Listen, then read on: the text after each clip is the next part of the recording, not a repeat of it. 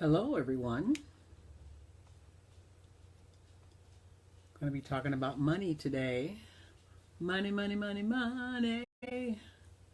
Money, money, money, money, money. Money.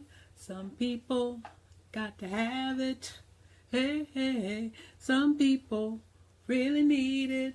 Oh, listen to me, y'all. Do things, do things, do things, good things with it. Hey, talking about money today. So our workshop today in our series number 2 is class number 8, Managing Finances in Marriage. Now, I am by no way an expert, and I probably need to listen to myself teach this class. But there was an excellent website that I found. It's called Christian Finance. And I think everybody should take a look at that. You know, it has a lot of different articles in there, you know, about how to manage your money, whether or not you're married, whether you're in business, you know. But I did some research and found a few things that I think that we all could benefit from when it looks at financing and managing our money within a marriage. So before we get started, let me start with a word of prayer. Father God, I just thank you again for another opportunity to share your word, Father God. And today we're sharing it within the context of finances. Father, you are involved in everything. You invented finances. You know exactly the key for us as Christian women and men to follow in order to have a successful marriage and handling this money without conflict. So Father God, I thank you for this word, and may it be easily able to be used by the hearers of it and something that they could apply to their life. All these things I ask in your son Jesus' name, amen. Okay, when you look at marriage and the Bible, it doesn't say specifically how to handle money in a marriage, but there's some principles that are involved, that involve the husband and the wife, that touches on aspects of marriage. So some things have to be set in a foundation. So we're going to look at some principles. I think about 3 principles, and then I'm going to give you 10 tips for handling money within a marriage.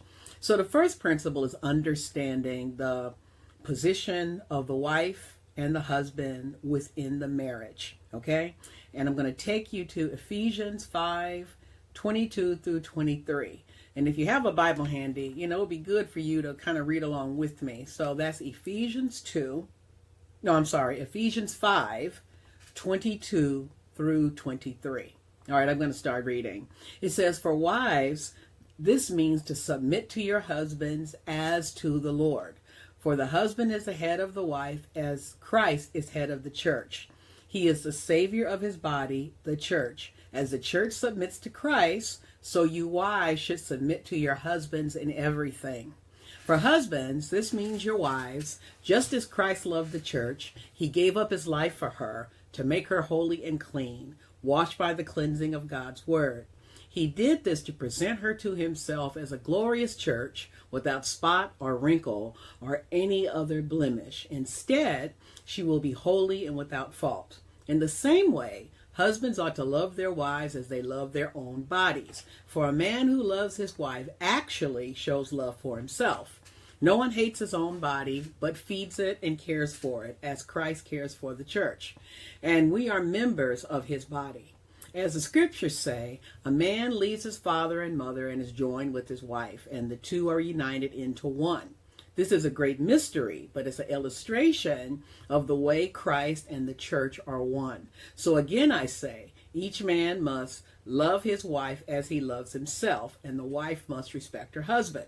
And then in Colossians 3:18 through 19, it says, "Wives, submit to your husbands as is fitting to those who belong to the Lord.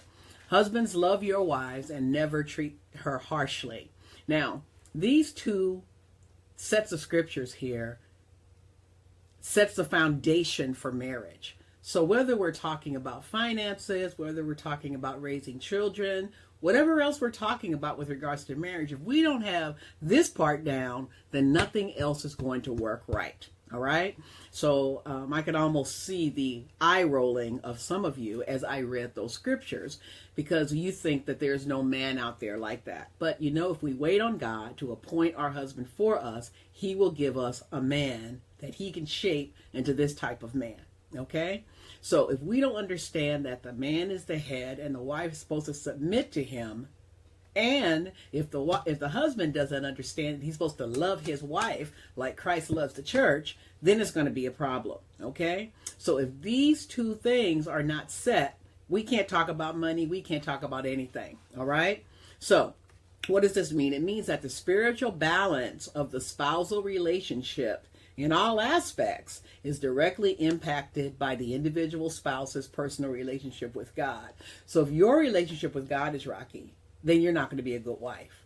If your husband's relationship with God is rocky, then he's not going to be a good husband. So everything is balanced on that, you know, and in any relationship, you know, when you're one flesh, you're either blessed by association or you suffer by association. So if you have a husband that can't manage money and he's spending too much on credit cards, then you as a wife are going to suffer by that. On the other hand, if you have a man that really loves to save money and he's really good with banking, with investing, then you're going to benefit from that as well, right? So everybody brings something different to the table. You know, they bring their they bring to the union their strengths and their weaknesses. You know, the same thing, you know, even in my house, you know, I have strong points that my husband doesn't have, and then he has weak points that I have. And it balances it out. So molding these individual characteristics into a workable relationship is a matter of understanding God and understanding the gift of grace. All right? So it's grace. It's giving each other a chance to grow into the husband and the wife that you're supposed to be. All right? But the thing with finances is if somebody's not handling their finances well, it's going to impact the success of the family. So say you are saving to send your child to college and your spouse loves to gamble. Well, that's a problem. He can gamble away the college fund, and that's going to impact everybody in the family. And that's something for us to remember, that, you know, we're not handling the money right. It not only impacts you. I mean, when you were single and you knew you had to pay rent, and you went on and bought those pair of shoes, and you suffered through and ate top ramen for 2 or 3 weeks until you were able to, so you could pay your rent, you can't have that kind of behavior if you're married. You can't do that, you know? So me and my husband, we have an agreement that if we're going to spend over $100, we need to tell somebody something, all right? So another important point to remember is that whatever the source of God's provision, whether it's the employment of the husband, the employment of the wife, or both of your employments, the assets accumulated are the responsibility of both partners together as a team. So you cannot have, like, mothers used to tell their daughters all the time, always have your little something put away. Grandma would take it and put it in her bra. Have something for a rainy day, for an emergency. Have some money set aside that, that the man doesn't know about, just in case he decides to do something crazy. But if you are one flesh and you get married, then why are you preparing for your divorce? Okay? So you cannot have that kind of behavior with money if you're going to be married. All right. So I remember my very first marriage I had, when we broke up, he immediately went to the bank and took all the money out the bank. I had to ask my mother for money to pay my rent that month because he totally took everything. And, even after I got married again after that, I still strongly believe that we were one. And if I had to hide my money from my husband, then what was the point of me having a husband? So whatever money goes into the pot goes into the pot. Even if I made more money than my mate did. And for most of my marriages, not that I had 10 of them, but I was the major breadwinner, just because I was a registered nurse, and I was a nurse executive. I made more money than the men that I was married to. But I had to have the decision that it doesn't matter, because it's one. All right. So the important principle when you're handling money is whatever you're going to do, you're doing it all to the glory of God. All right. So however you handle your finances, You have to be glorifying God in it. So are you glorifying God if you got a separate bank account or savings account that he doesn't know about? Not if you're married. Nope, you're not glorifying God. You're not bringing everything to the table. And when you look at the intimacy that's supposed to be in the marriage, I'm not talking about sexual intimacy, although that's a part of it. Everything, there should be no secrets from your mate. And so if you have a stolen away bank account, then you're keeping secrets. So the intimacy is broken. The foundation's broken. So nothing that you try to put on top of a broken foundation is going to work. All right? So inherent in the marriage of two people in Christ is the understanding that the husband is ultimate authority. Now, when you look at, what does that mean? So, he's responsible to God to shepherd his family, while his wife's responsibility is to submit to him and be his helper. That's the way God set it up. It's not from my book. That's what God did and set it up, So, in the realm of money in a marriage, this could mean that the husband writes all the bills out. He pays the bills. He writes the checks. He makes all the financial decisions. But in some families, it could be where the wife writes all the checks. Maybe she's better with money, but this is something that they've discussed, and the husband has delegated this task to the wife. Okay. Personally, in my house, I hate to pay the bills. So my husband is really good at paying the bills, and I met him, he's handling the bills with a notebook and some paper, he won't even put it in a computer, but he can tell you confirmation numbers. He handles it very good. But even if I was doing it, I would have to understand that because I'm handling the money doesn't make me the decision maker, okay? So, and when I say that he has the authority, there is a team approach, okay? There is discussions that take place. It doesn't mean that he goes out and buy a car without talking to you about that, So it is a joint thing, but the husband is the ultimate authority in the marriage, and that's the way that God set it up, all right? So finally, in the area of marriage, we're also given principles as the one in Luke 6:38, which states that the more freely we give, the greater the blessing. So this means that there is a correlation between the giving that we do as unto the Lord and the blessing we receive in return, both spiritual and financial. So in our finances, in our planning of how we're going to handle our money, tithing has to be there. Now, you can have situations where you got to have a mate that doesn't believe in tithing. There's a lot of Christians that don't, and then you may have been brought up to be given 10% to the church all the time. Well, that is something that you're going to have to discuss. You have to, if your mate is the one that doesn't really agree with tithing, you need to go to the Word. You need to pray about it, because this is something that you need to do. So if I'm going to set up my finances, understanding that God is my ultimate provider and not that man, God is. That if I want a blessing from God, I need to be able to tithe. Okay, the more freely we give, the more freely we receive. All right. So and the more that we're giving back to God, the more we find that we can retain. What we retain is multiplied and indeed more sufficient to the point of abundance. So you can't beat God giving, and I dare you to try him. That for you to tithe, then you just don't run out of money. Because I tell you, you could be single and have an income. You can be married and have double income and have less money if you're not managing that money properly. Okay?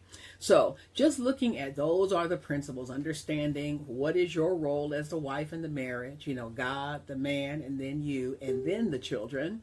And then, looking at the issue of understanding your tithing and your giving and having a discussion about who's going to do what in the marriage. Okay? But understanding that the man has the ultimate responsibility. So 10 points on how to handle your finances or how to improve your financial intimacy in marriage. First thing you have to do is pray. You pray for guidance and wisdom. My husband and I, we go through this book, Jesus Calling, and in Jesus Calling, there is a morning devotion and an evening devotion. So I do the morning devotion, he does the evening devotion, and I cannot tell you how much our lives have improved since we're really taking our marriage to God and asking God to teach us how to be the kind of wife and husband that we're supposed to be. So if we take our finances to him, he can tell you exactly how to handle it. Okay, we can have God come in and have him to take over our finances, telling us what to do. So it's always a joint relationship between you, your spouse, and God. Your God is a third party in your marriage, not your best friend and not your mother. Okay, so you take God into consideration and invite him. James 1:5 says, if anybody lacks wisdom, he should ask God, who gives generously without finding fault, and it will be given to him. So if you want to know how to be the best version of yourself, the best wife or the best husband that you can be, you need to ask God, because he created you. He created the whole system, so he is the expert. He has a handbook on you, on how to handle you. All right, so number one, you're going to invite God into the process. Number two, you have to understand that you are partners. You are partners. You are team. Me and my husband are Team Sims, okay? So marriage is an amalgamation of all the pieces of life. The husband and the wife lose their individuality and become one. And that's the hard part, okay? That has been the hard part for me, to lose JoAnne. What I thought JoAnne was, and for JoAnne to go into being Mrs. Sims, okay? So there is no I in team. The I is dropped from the vocabulary, everything is we. There is no my, there is no our, and this includes finances. So every dollar that's brought into the home belongs to the couple, okay? Every dollar that goes out the door is spent by the couple. So we need to erase all notions of individual finances. There's nothing that you have that does not belong to your husband, and nothing that he has that doesn't belong to you. We had to combine one household here, so I had to incorporate his furniture into my house, so I had to give up some things, and it was painful too. I'm not going to lie, but I had to say that this is us now. And, it doesn't matter what I bought or how much I spent for it. It doesn't matter who co-signed for what. And, from now on, we're in this financial situation together. We have an equal responsibility and also an equal opportunity, because we are partners in this thing. Okay. Genesis 2:24 says, it's for this reason a man will leave his mother and father and be united to his wife, and they will become one flesh. What does that mean? That's when God looks at me, he's not only looking at me anymore, he's looking at Jay as well. He's looking at both of us. All right. So one flesh, one bank account. There's no secrets. All right.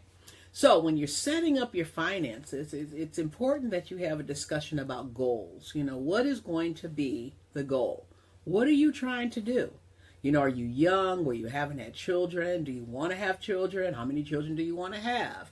Are the children going to go to college? Are the children going to go to private school? Do you want to go on a big family trip to Europe?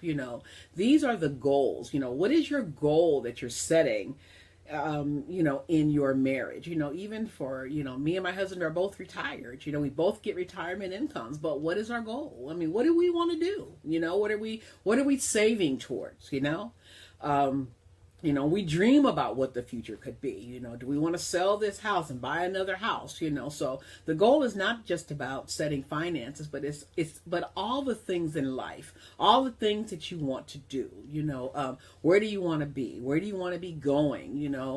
Goal setting is where you and your husband look at each other and say, well, where do we want to be in 5 years? Where do we want to be in 10 years? Now, remember, you've already asked God to enter into this equation. So this is a prayer.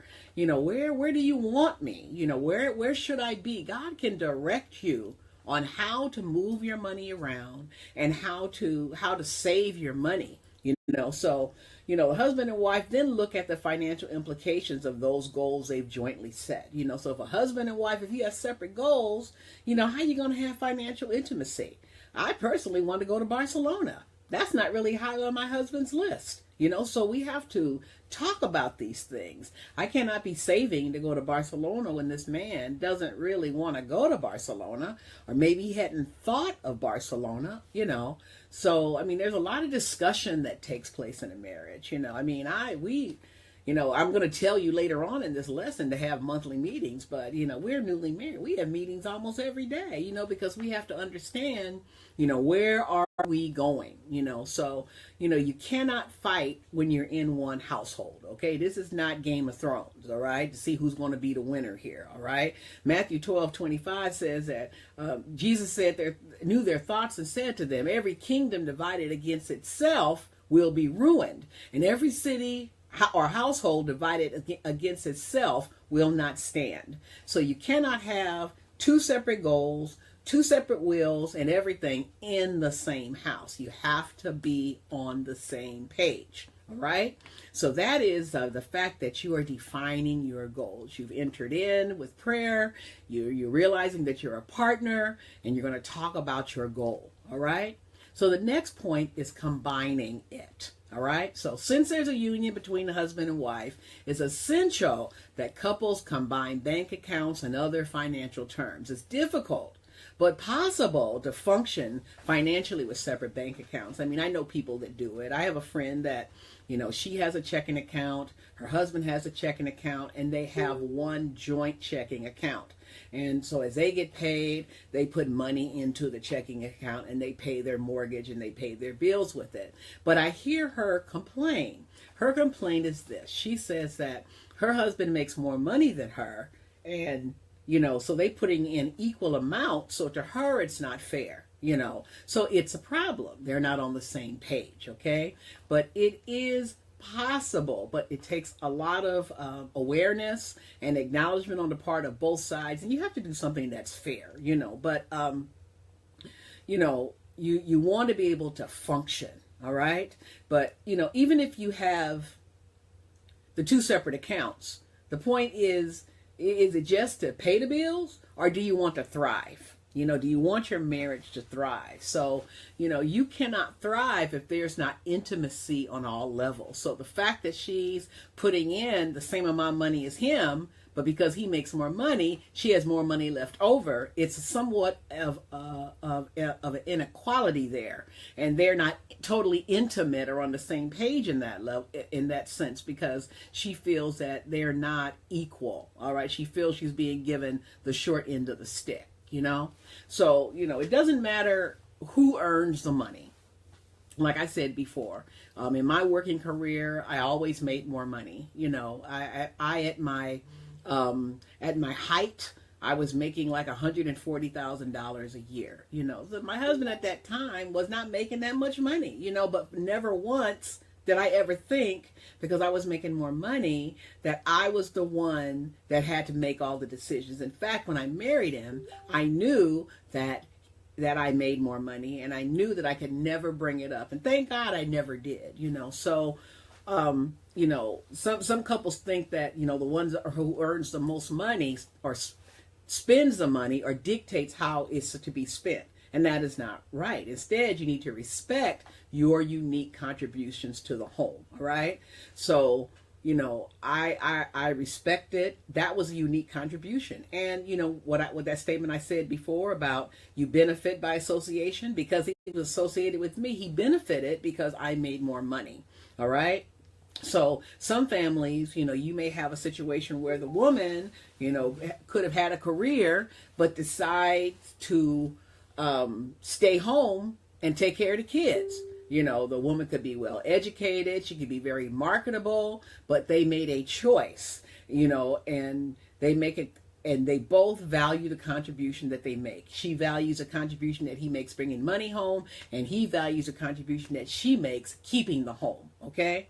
So when you get married, what you thought belonged to you really belongs to him. It even says it, in 1 Corinthians 7:4, it says that the wife's body does not belong to her alone, but to her husband.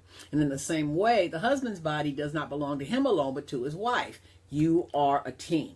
All right. So people that are having these issues and they're Christians, you see they don't really understand the principle. All right.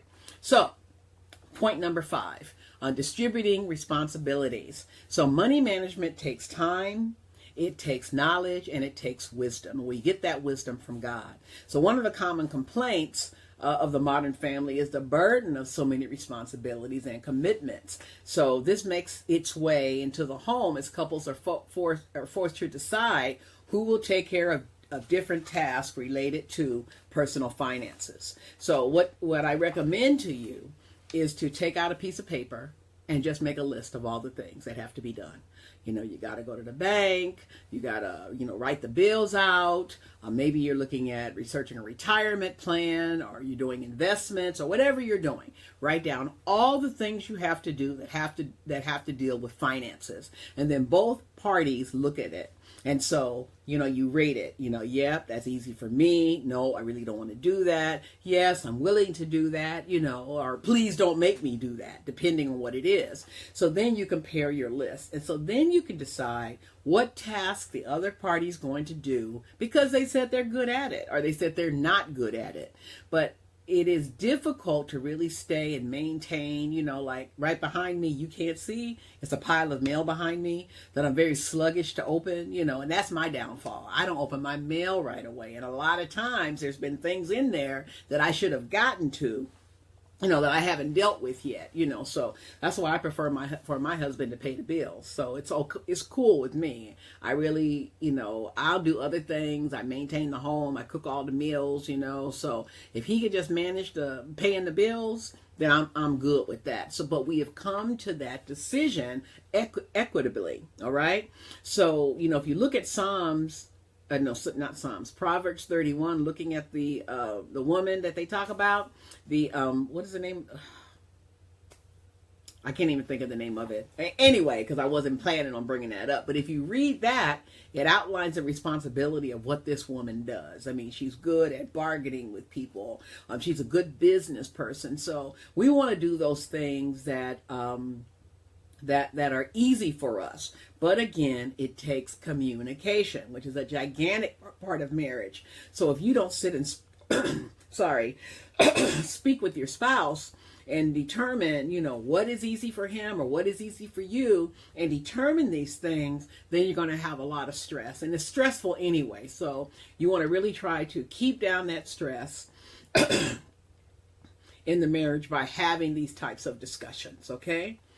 So another thing that you want to do is budget jointly and meet regularly to discuss your financial issues. So if you've defined your goals and you have a broad or general direction that you would like to follow in your lives, and you've looked at your financial goals and looked at the implication of your goals. So now your job is to apply those long-term goals to the short-term, this month's budget.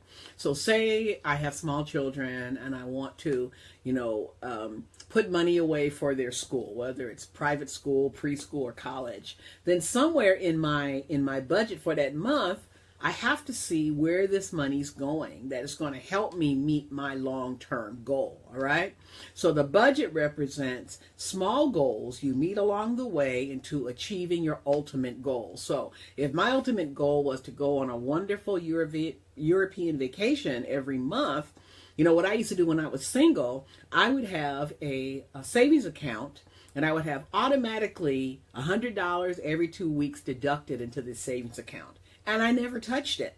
And I knew when I was going to go on vacation. So when I got ready to go on vacation, that was my spending money for my vacation. And I planned it that way. So you can do the same thing once you're married. You have to budget. You have to track the progress. But the best way to make sure this happens is to meet regularly. All right? You could pick a night of the week. You can say, well, look, the first Monday of the month, or the second or the third or first Monday of the month, we're going to sit down and look at our finances. And it shouldn't take any more than 15 to 20 minutes if you do it, every time you designated that you were going to do that. But it's all about communication, all right? So you have to work this is point number 7. I have not been naming them, but at the end I'm going to go over them again. But if you look at my previous post, I did name them all there, okay? But number 7 is work at removing financial pressure. So too many money discussions really help break up marriages, and it happens when money's short, and you short with each other, and then you have an argument, and, you have a lot of stress. But, you need to take away pressure that every financial decision can break you. So this has to be done by paying off debt that you have and saving for emergencies. So once you take care of those financial pressures, then you'll find that your financial discussions are easier because there's space to breathe, okay? So you always want to look at, if you're in a lot of credit card debt, you need to pay off those credit cards and stop using the credit card. I would love to say something, but my husband sometimes goes in and listens to my thing, so I can't say what I want to say to you. But, depending on how you were raised, you may not have learned how to handle, credit cards well. You may think that the credit card is just something that we do, and if we run out of money, we use a credit card. But that really isn't the purpose of a credit card. Credit card makers are there to make money on you, so it's best to just have them there. They're nice to have when you go on vacation. You could use them to check into your hotel and everything, but really, you really don't need to use those credit cards to go to the store and buy food. I mean, if that's what you're doing, then you're already in trouble, okay? So you have to agree on some guiding principles, point number 8. So you need to, you should only need to make some decisions in your marriage once. But unfortunately, people who don't make those boundaries, they end up having the same issues over and over and over. One of the boundaries that, that I set up, we set up when we got married, before we got married, we said that, if we're spending over $100, we're going to tell each other about that, okay? So you may say that, we're going to do our tithes, we're going to give 10% of tithes, to our local church, or we're going to save 15% of our paycheck towards retirement, we'll buy things with cash and not borrow, we'll always make a car payment to ourselves, we're going to put down at least 25% when buying a home. So this list can go on and on and on. The point is, when you set your goals, some decisions only need to be made once, and then you budget according to those guidelines. So once you've made a decision about what you're going to do, then you could always call that person accountable. So if I go out and buy a $300 Coach bag, when I've already agreed that if I spend over $100, then I've broken the agreement. And believe me, before I got married, I could go buy myself a $300 Coach bag. And do I like the fact of having to let somebody know? But I tell you what that's done for me. I probably don't buy as many Coach bags as I used to buy. I'm more frugal with my money, understanding that, I made that agreement that I wasn't going to spend over $100 without discussing it with my husband. And it really kind of provides like a check and balance. It kind of holds me accountable, so it's really been a little more beneficial, all right? So you have to make your plan and then commit that plan in prayer. Everything that I'm talking about should be something that once you make a budget, you need to pray about that budget with your husband to the Lord, okay?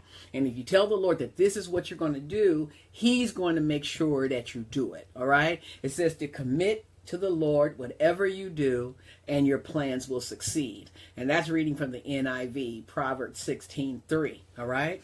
Sometimes you need to have outside help.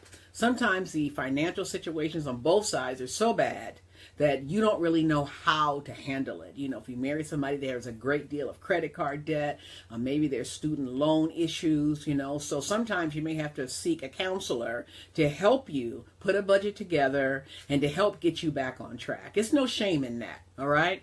So couples that find themselves at an impasse often just need somebody to help them hear what the other spouse is saying.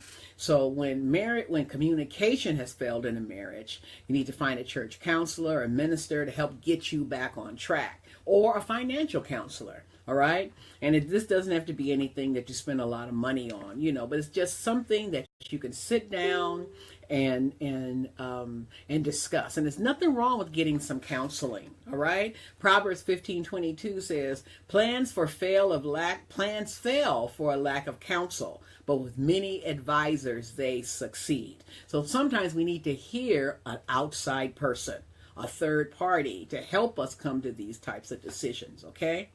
The 10th thing is this: putting the needs of your spouse above your own. Now, this is not saying put the needs of the man above your own. This can go both ways, all right? So, putting the needs of your spouse above your own. So, oftentimes our financial discussions are a sign of our immaturity and our carnal selves. Like, I want that Coach bag. I really do. And I don't know why I have to go and talk to him about this, but no, that's me being carnal and me being immature. So the mature thing to me would be, honey, I need, like right now for real, I need a black bag, a everyday bag, and I like to buy a good bag, and, because I can take it everywhere. All right. In fact, I have a green bag right now that I'm carrying. And even my husband said, why do you have that green bag? It doesn't match with anything you're wearing. That's not you. So that's really my opening to say, honey, I really need a good black bag that I can take everywhere. And if I buy a little cheapy one that's not leather, it's not going to last and I'm going to end up having to buy it again. So that can go into our discussion. But I am taking the issue to him. He's the ultimate authority, okay? This bag may cost $400, I can go in QVC and get flex pay and I can stretch it out, so I can work it out. But for me just to do it because I said I need it is reflecting some immaturity on my part, all right? We hunger and lust for things. We think we need to have things, just like when you were single and you bought those shoes when you need to pay your rent. That is just hunger and lust. All right. You did things over the welfare of your life. So sometimes we spend things, we spend things and it's above the welfare of our marriage. No, is me having the Coach bag worth messing up my marriage? No, not really. It really isn't. So I need to see what is a bigger picture. What is the bigger picture? What is the overall goal? And I need to put my spouse's needs above mine. So say I went to him and gave my spiel about this bag and he said, well, honey, I just don't really think that we can afford it right now. It's not in the budget. We didn't budget for it. I got to be able to say, okay, and walk on with my green purse, So, it's all goes back to God. It's all doing things for the glory of God. Is what I'm doing reflecting God's glory, is what we're doing with our finances, reflecting God's glory. Are we being immature? Are we being carnal? Are we being lustful with our money? Do I have a separate bank account that my husband doesn't know anything about? As my mama, is it in my mama's name? As I have my mama's name on my bank account? It's some scandalous things that goes forth, I know of a situation where this woman was married to this man and she went and got on welfare. And she's married and told the welfare folks that she did not know where her husband was and had to check going to her mama's house. All right? It's some scandalous things that happen in marriage and we just cannot do that. How can you say you're one with this man when, you think the only intimacy is in the bedroom? Intimacy it's all throughout the marriage. This is your husband that God gave to you, if God gave him to you, but you don't want to deceive him. You're supposed to be one flesh. It says that if he hurts you, he's hurting his own body. If we hurt him, we're hurting our own body. Okay? So it's just, those points, and just let me review the points again. And for those of you that joined in late, you have to listen to the first part of this. So we need to, number one, pray for guidance and wisdom. And you do that when you're going to start anything in your marriage. You pray for guidance and wisdom. But before you You know, you want to handle your finances appropriately. You need to take it to God first. You need to be partners in it. There is no I in team. There's no separate bank accounts. You know, there's nothing going on shady on the side that she or he doesn't know about. You need to define the goals. What do you want in this marriage with regards to your finances? What are you saving for? You need to combine it. It doesn't matter who earns it. It doesn't matter if you make more money or he makes more money. It doesn't really matter. Whatever comes into the house is yours. All right? It doesn't matter who earns it.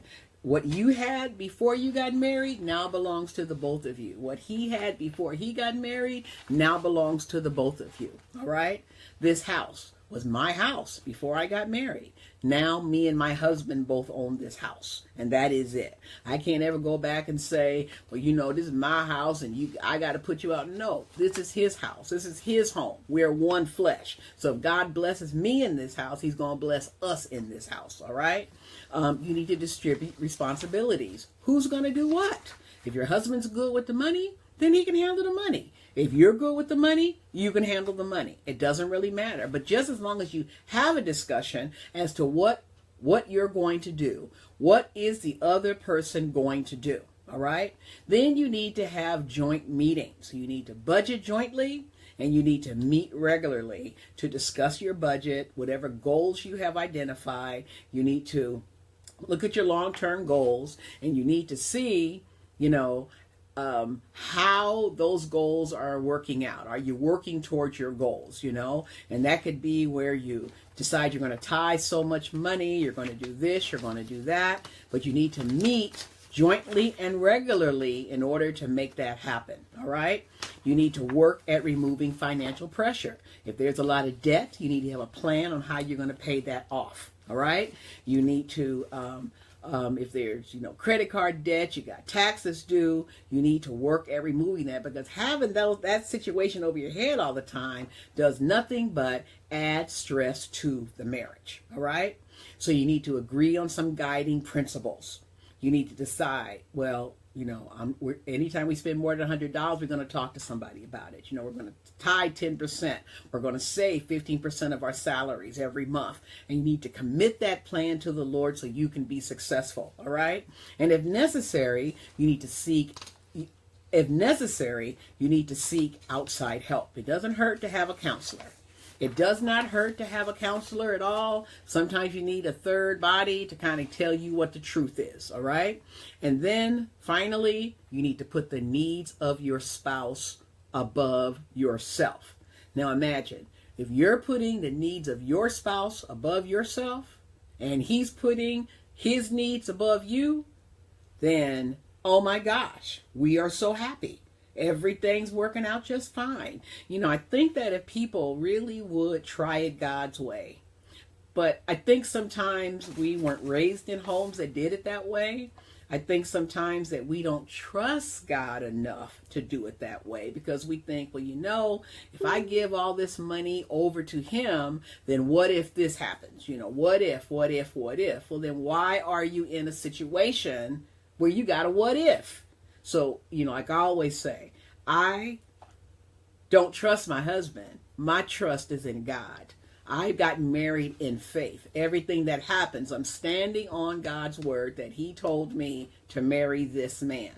And he confirms it to me daily that I made the right decision, you know. But everything that I think may be really hard to talk about, you know, I have to be able to do it anyway. I got to trust God, that God has our best circumstances worked out, and he has my circumstances worked out with regards to finances in my home, you know.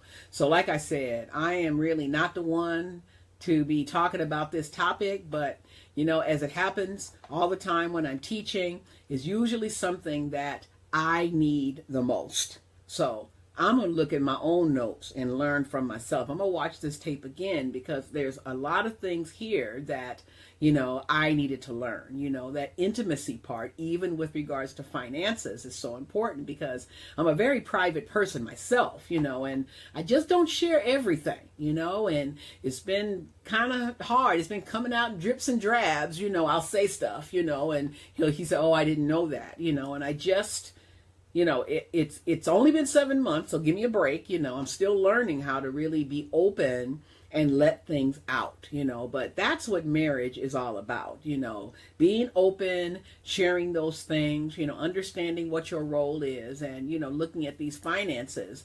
I think that it's going to be very difficult for women that have been running their own show for a long time. You've kind of built yourself up, and, I don't think that is the way that it was really designed to be, for us to, and it wasn't. What am I saying? I don't think. I know it wasn't designed to be that way where, where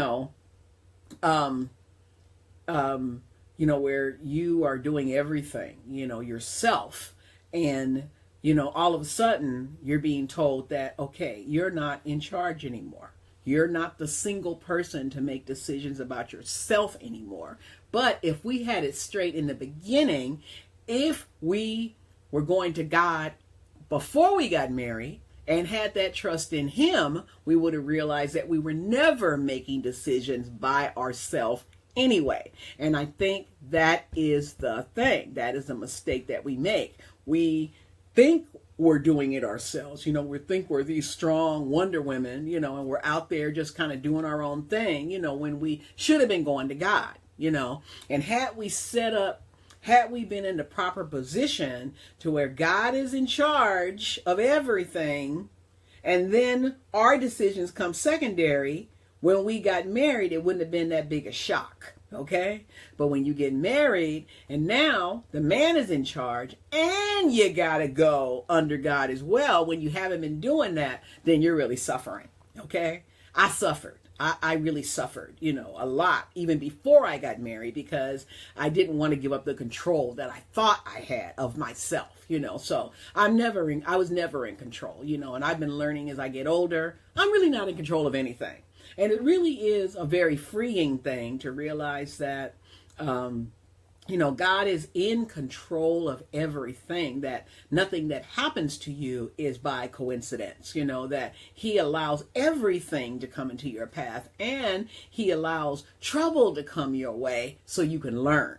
But sometimes we don't learn, so if as single women, we can get this understanding down now, that it's not me, that whatever success I've had is because of the Lord, that, I need to go to God to handle my finances, because that's your husband till you get a physical husband, then it wouldn't be so hard for us when we do get married, But I guarantee you that if you do it God's way and you put your trust in the Lord, that you will sail through this. You will sail through the whole submit discussion.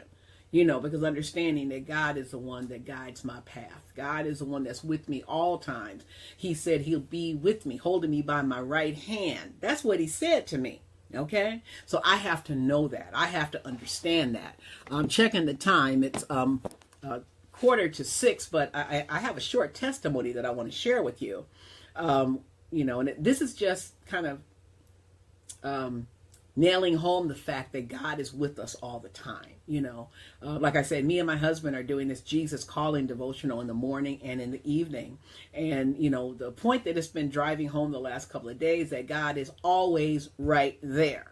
He can hear us anytime we are in trouble. We just have to call out and he's right there. So he's ordering our steps every day, so, I'm kind of a part-time caretaker of my dad. He can't drive anymore, so I'm driving him around where he needs to go. And he calls me last night, and he wanted me to take him to the dentist. So we have this issue where he likes to have his dentist appointments at 8 o'clock in the morning. Now, after church all day Sunday, I'm ready to rest on Monday morning, and I'm not really about getting up in the morning to have somebody at the dentist at 8 o'clock. But, of course, he made this appointment, so here I go. So last night I was telling my husband about it. I said, I really feel like he's taking advantage of me. I was just kind of whining and complaining about the whole thing. So, but I got over it, and I got up this morning and I got over there without an attitude. I took him to the dentist, and then he wanted me to take him to Honey Baked Ham. And then he wanted me to take him to get some food. And then he wanted me to take him to the cleaners. And so once I finally got him home, I'm cleaning up his kitchen and doing some things, and his handyman came over. He says, "JoAnne, could you take the handyman over to Lowe's to get something?" And so I'm like, okay, all right. I did it, but I wasn't happy. And so as I went to Lowe's with the handyman, I had to go in there anyway and get some light bulbs. And I'm coming out, and I said, Lord, I asked you to order my steps today. And I have to believe that you are with me right now. And this situation that I'm in right now is not by any coincidence. So I said, you have me with this handyman, and his name is Polly. I said, you have me with Polly. And so what I'm going to do, I'm going to pray for Polly. And all I did, I lifted up Polly's name before the Lord. And I sat in the car, and Polly gets in the car, and Polly starts to talk. Polly says, I really love Mr. Robert. That's my dad's name. He said he's so good to me. He talked about how he's only been in this country since 2011, and he's from Guatemala. And he says, I've been a Christian here for 11 years. He says, but your father told me that anything I need, just let him know, And I mean, it just blessed me so to hear this testimony from this man and to hear these words about my father, So, I mean, God set that up. He ordered my steps. He had me where I needed to go, even though it looked like it was a difficult situation that I was in today. Even in that difficulty, God directed me and guided me in that difficulty. So when we're with our mates, and it looks like it's hard, we're struggling through something and it looks like it's hard, then you have to understand that God is ordering your steps. It is hard for a reason, for us to learn something. And I guarantee you, in the midst of your hard trials, in the midst of everything you're going through, God is right there. Just call on him, because he's right there, holding on to your right hand, guiding you through. The older I get, the more I realize I know nothing. I know nothing.